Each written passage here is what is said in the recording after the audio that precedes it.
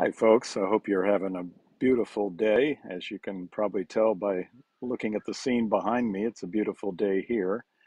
We are camping at the moment. We have a little camper van. It's about the same size as an Amazon delivery van. Not a big RV, but just a little thing. And right now we're on the eastern shore of Maryland. My mother's family is from the eastern shore of Maryland. My father's family is from western Maryland.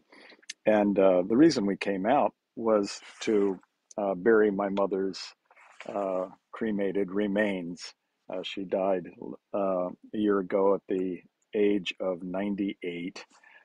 And so we brought the remains to lay them to rest in the family plot where a bunch of other people are buried. And while we're here, of course, we wanted to see our oldest daughter, Becky, who lives very nearby. Uh, Becky is married and has two sons. The youngest is 17, and the oldest is, 21, 22, something like that. Um, at any rate, we are going to begin right now a study in the book of Genesis. And we want to begin by just doing an overview of the entire book. So I invite you to join me, and if you have a Bible, you can open it to page 1 as we begin this overview of the book of Genesis. Genesis falls very naturally into two sections. The first section has to do with God's dealing with the entire world. It begins, of course, with creation. Later, you have the recreation with the flood and the story of Noah. Um, and a number of other things that happen in between there. And then section 2, which is chapters 12 through 50, focuses down on one particular family out of the whole world. And that family, of course, all revolves around Abraham. Abraham and his wife Sarah have a uh, a son named Isaac, and Isaac and his wife Rebecca have two sons named Esau and Jacob. Jacob and his four wives have um, 12 sons, and those 12 sons eventually become the patriarchs of the 12 tribes of Israel, 12 clans, which um, were supposed to be united under the lordship of God Himself. But there was a lot of things went wrong. We'll see that as we go through. Um, and Yet, in spite of it all, God is there, faithful in all that happens, faithful in everything that is going on. So um, we we have this um, book of Genesis uh, in two sections. First of all, section 1, chapters 1 through 11, God and the whole world. And then section 2, chapters 12 through 50, God and the nation of Israel, specifically the foundation of the nation of Israel. So, this book that we call Genesis, which means of beginnings, is a series of stories. And all of these stories have the same lesson. The lesson is that God created everything good. He created a good world full of good people, full of beautiful trees and birds and animals and uh, plant life and so forth. And yet, the people who have free will, um, again and again, in every one of the stories, make bad choices. They seek to define good and evil for themselves, and as a result, bad things happen. They sin, and bad things happen. Yet, also in every story, God keeps promising to redeem and rescue the whole of creation, not just a few individuals who might be repentant, but God keeps promising that the whole thing is going to be redeemed, um, and God never ever gives up. Now, this is a bit of an aside, but how do we know that that promise is going to be fulfilled. I mean, we look around us today and we see wars, and we see poverty and racism, and we see all sorts of things that are clearly wrong and clearly evil. And yet we hear the promise that God is in the process of making all things new, and promises to not quit on us until everything has been redeemed, made new, the whole of the cosmos, the whole of the created order made new. How do we know that that's really going to take place? Well, the proof of that, of course, you could say, well, we know it because God promised it, and God doesn't lie. And that's certainly true. But we have something else that lets us know that it's absolutely the truth, and that is the resurrection of Jesus. In the resurrection of the Jesus, we see all things made new on a micro scale. Jesus became sin with our sin, absorbed all the sin and iniquity and transgression and chaos and evil in the entire universe into himself. And it killed him, but he triumphed over that, and God raised him from the dead.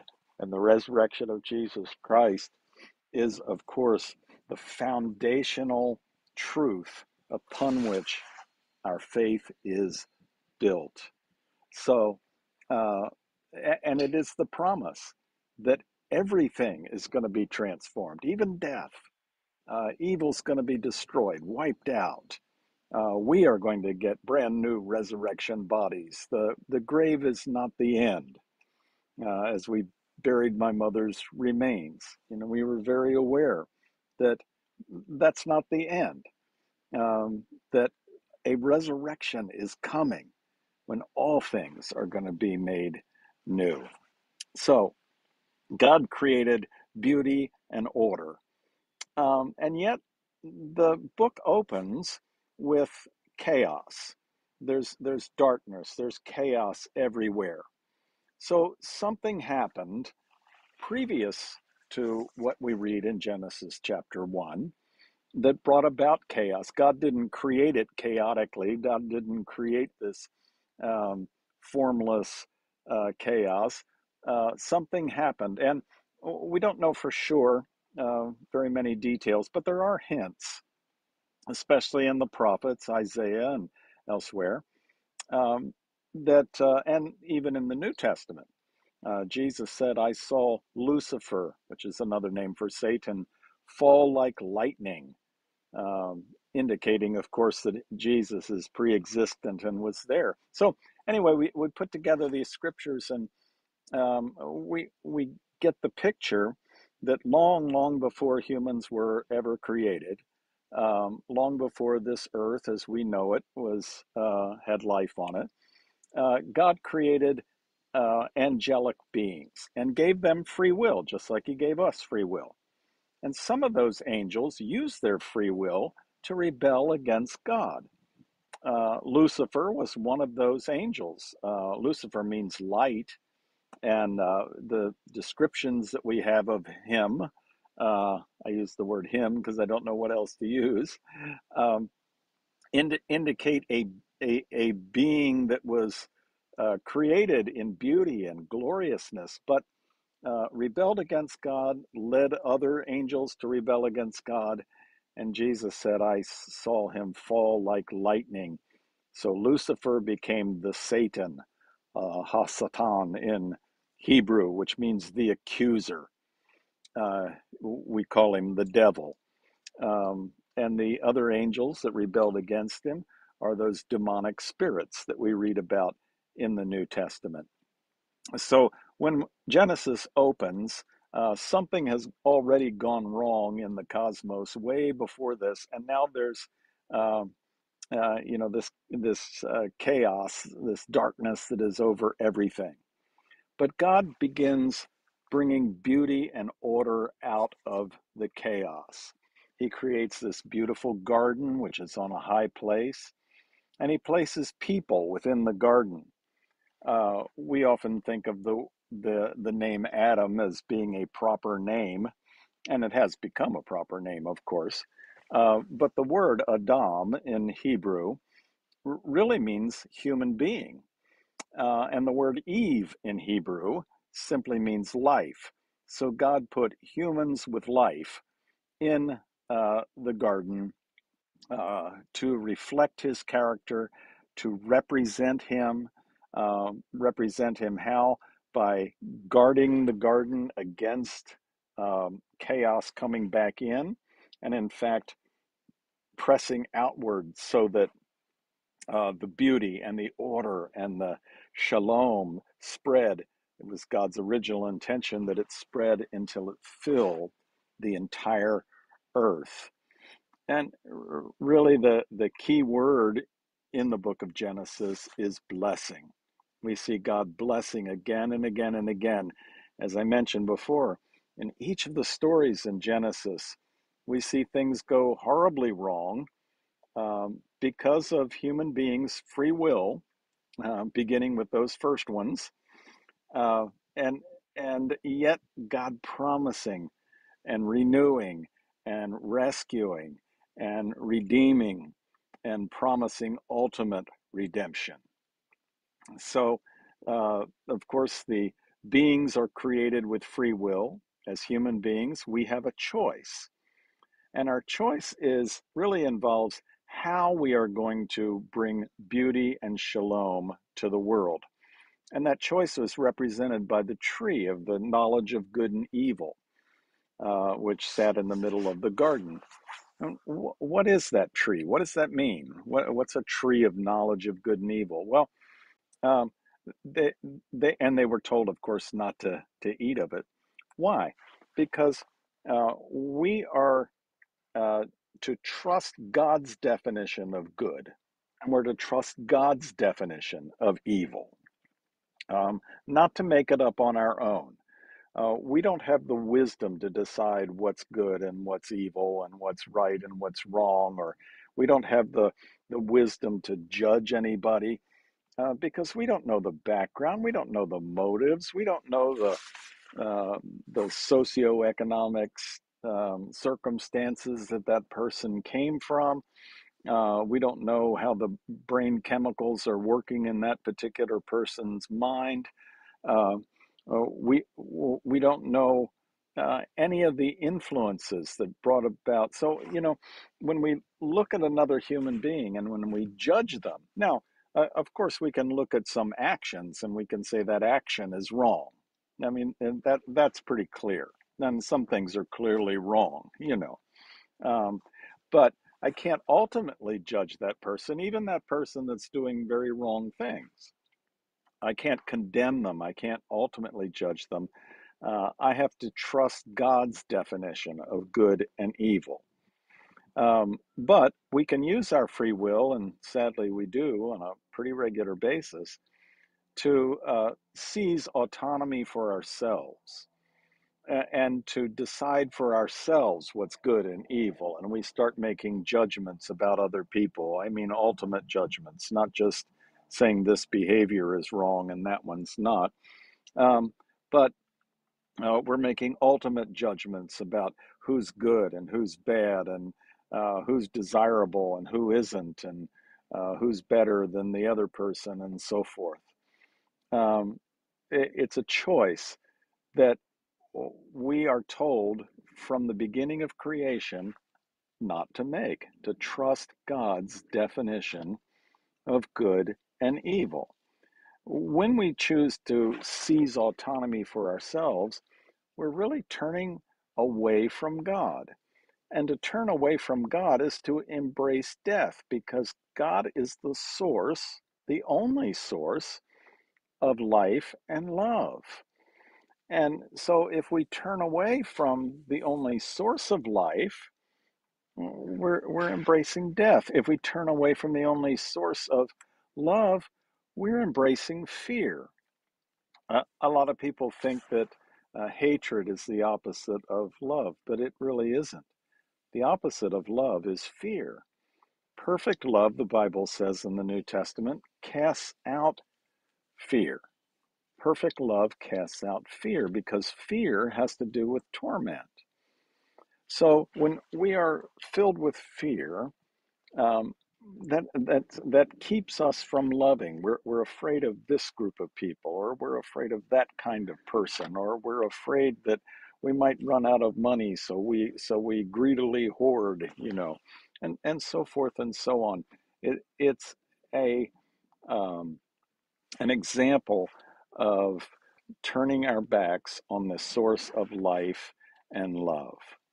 And so we have the creation of the humans, and then we have this talking snake that shows up in chapter 3, who tells the people that if they partake of the tree, if they seize autonomy for themselves, that they're going to be like God. And the tragic irony of that is that they were already like God. They were in perfect harmony, perfect fellowship with the living God. But as a result of turning their backs on God, um, everything starts to go askew. We know, of course, when we uh, look around us in nature, when we look around us, we're learning. I say we, I mean scientists are learning about the molecular structure, learning all kinds of fascinating things, and more we're seeing that everything that is in some way connected. Excuse me, it's all connected, and we are connected to each other. So when we turn our backs on the source of life, when we turn our backs on the source of love, uh, it ripples out. It eventually negatively affects everything, but it affects our relationships first. And we see that, of course, with Adam, human, and Eve, life. They uh, turn their backs on God, and suddenly they can't trust each other. They're hiding from each other.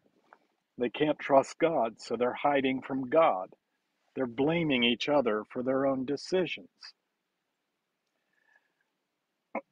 And God, of course, in chapter 3, intervenes. He steps in, he cries out, Adam, humans, where are you? Now, God knew exactly where they were. It wasn't that, you can successfully hide from God. But he called them to task. Um, they blamed each other. They pointed to this talking snake, the serpent, which had beguiled them. And then God pronounces the consequences of the sin in their lives, not only to Adam and not only to Eve, but also to the serpent. And of course, in Genesis, we're not told who the serpent is. We assume, of course, that this is the Satan, the accuser, taking the form of a snake. And God says to the snake, I will put enmity between you and the woman. And I've heard a number of women say, well, see, that's why all women are afraid of snakes. That's not what God is saying at all. Uh, Snakes are very harmless and beneficial creatures for the most part. And that's not what he's talking about. What he's talking about is enmity between Satan and the humans, and between your offspring and hers. Between your offspring and hers, there's going to be enmity. Now, there are people that are following the Satan, people that are accusing others, people that are filled with violence, people that start and create and perpetuate wars, and who are filled with greed and um, at the expense of other people, and people that are doing the work of Satan, you see. So there's going to be enmity between Eve and the serpent. There's going to be enmity between the descendants of Eve and the descendants, as it were, of the snake. And then he says this remarkable thing. He, one of Eve's descendants, will strike your head, and you will strike his heel. That's a promise. It's kind of a veiled promise. It's not clear yet. But as we continue reading through the scripture, it becomes clear that this is a promise of the wounded deliverer, the Messiah, who would die, who would give his life in the process of destroying the serpent. That's the primary thing that Jesus did on the cross. He destroyed the works of the devil. All the sin, all the iniquity, all the transgression, all the evil, all the chaos, all the works of the devil throughout the entire universe for time and eternity, all of it focused down like a singularity, like a laser beam. And Jesus absorbed it in himself. And in the process of absorbing it, it did kill him, but it destroyed the works of the devil. And how do we know that they are destroyed? I mean, we still see some works of the devil going on around us. Well, we know that, again, because of the resurrection. Jesus is risen from the dead. Jesus has risen. He's alive. That's an historic fact. And therefore, we know that the works of the devil are already defeated, and that God is ultimately triumphing over everything that is wrong. Again, as these stories unfold in the book of Genesis, we see the earth filled with violence. We see Cain killing Abel. We see Cain going off and building the very first city based on violence. A few generations later, one of his descendants, his name is Lamech, brags about the violence and also is the first polygamist that's mentioned in the Bible. So now women are being subjugated and treated not like humans, but as less than humans. There's violence everywhere. Um, and of course, the story repeats again and again. God washes the world with a flood, commissions Noah as the new Adam. Um, eh, but what happens to Noah? He gets stinking drunk, he commits incest with his own daughters, and he winds up naked and ashamed in a garden, just like Adam wound up naked and ashamed in a garden. And the story keeps going until we have the um, creation of Babylon, the Tower of Babel, which we'll talk about at another time. Then the two sections, chapters 1 through 11 and chapters 12 and following, are connected by the genealogy of Abraham. And again, God promises to bless the whole world. This time, God says, I'm going to bless the entire world through Abraham. I'm going to bless all the nations of the earth through you, Abraham. From you is going to come a great nation. And my plan for that nation is that they would be so close to me and so filled with my grace and love and mercy, and so caring for one another that all the other nations would see how beautiful it is and be attracted and come and worship me as well, giving up their idolatry. And yet, as we read the story of Abraham and his sons and grandsons and so on down the line, we see that this is an extremely dysfunctional family. This Abraham fella, isn't this perfect saint that we might expect him to be. Why would God pick a guy like this? Um, each generation fails, and yet God never gives up. Abraham fails, God doesn't give up on him. Isaac fails, God doesn't give up on him. Jacob fails, Esau fails, God doesn't give up on them. Jacob's sons that fail, they sell their brother into slavery. But God never quits, never gives up. There's a lesson in that for us. Don't give up on yourself. Don't give up on the people you're praying for, because God never gives up on you, and God never gives up on them. There's nobody that's so far gone that they cannot be redeemed by the love and the grace of God. God is here, and God promises. We see it all through the book of Genesis. Each generation, he reiterates his promise, never giving up, never quitting. No matter how bad it gets, God never gives up on us, because God has this amazing ability to conquer evil with good, to bring good out of evil. Um, yeah, I mean, we'll get to it later, but there's a famine that comes, and uh, Joseph winds up saving his brothers, and God turns it around for good, keeps on rescuing, keeps on blessing. And I love the fact that at the very end of the book, in chapter 50, when Jacob's brothers who had sold him into slavery recognize him.